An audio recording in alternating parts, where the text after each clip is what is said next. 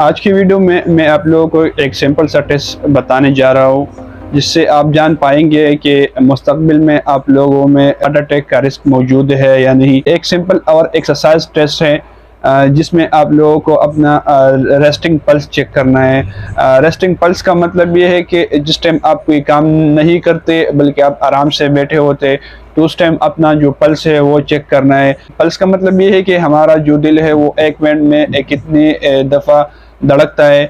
हमारे पास normal range उनका जो होते हैं वो 70 और 100 के दरमियान होते हैं, लेकिन ये डिपेंड करता है आपके एज पे, आपके जेंडर पे और आपके वेट पे। पल्स को हम कलाई पर अंगूठे के नीचे या गर्दन में सांस की नाली के बराबर में चेक कर सकते हैं। सबसे पहले आप लोगों को 15 सेकंड के लिए अपना जो रेस्टिंग पल्स है वो चेक करना है। चेक करने के बाद उसको 4 से मल्टीप्लाई करना है। रेस्टिंग पल्स चेक करने के बाद उसको अपने साथ लिख देना है। लिखने के बाद दूसरे नंबर पे आते हैं कि आपको एक्सरसाइज करना है। हाई इंटेंसिटी वाले जो एक्सरसाइज होते हैं जिसमें आपकी पूरे जिस्म का जो मसल है वो इन्वॉल्व हो। एक्सरसाइज के फौरन बाद फिर से अपना जो पल्स है उसको चेक करना है उसी तरीके से जिस तरीके से मैंने बताया।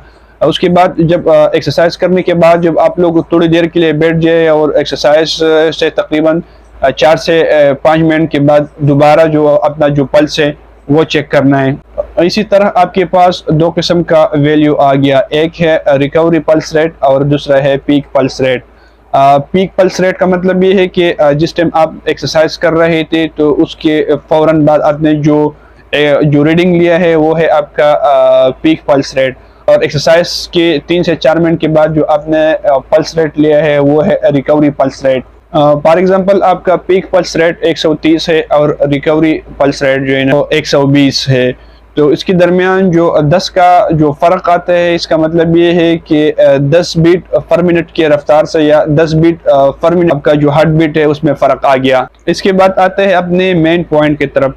मेन पॉइंट ये है कि रिकवरी पल्स रेट और पीक पल्स रेट के दरमियान जो फ़र्क आता है, इसी फ़र्क से और इसी हिस्से से हम मालूम करते हैं कि आइंदा जो हार्ट अटैक है उनका कितना रिस्क है, कितना चांसेस है आपको। अगर ये वैल्यू 12 से कम होते हैं तो वो लोग जो है ना हाई रिस्क पे मौजूद होते हैं। उन लोगों को हम ये एडवाइस करते हैं कि अपने खाने पीने में, अपने चलने फिरने में एहतियात किया करें। अगर ये फ़र्क 12 से ज़्यादा हो और 20 से कम हो तो वो लोग जो है ना मिडिल में मौजूद होते हैं, उनको हल्का फुल्का जो रिस्क है वो होता है। लेकिन अगर ये 21 से 40 के दरमियान होते हैं तो में उन लोगों को कोई भी हार्ट अटैक का कोई चांसेस नहीं होता। तो इसी तरीके से हम जब भी कोई पेशेंट अस्पताल में आता है तो जो टेस्ट है वो किया जाता है, जो कि एक नॉर्मल टेस्ट है। एक्चुअली पीक पल्स रेट और रिकवरी पल्स रेट के दरमियान जो फ़र्क आते हैं उससे हम ये आइडेंटिफाई कर सकते हैं, उससे हम ये मालूम कर सकते हैं कि दिल पर स्ट्रेस आने के बाद कितने टाइम में वो अपना जो पुराना हालत है उसमें आ जाते हैं। बेसिकली इस तरीके से हम दिल का जो पैरासिम्पैथेटिक स्ट्रेंथ जो होते हैं वो मालूम करते हैं।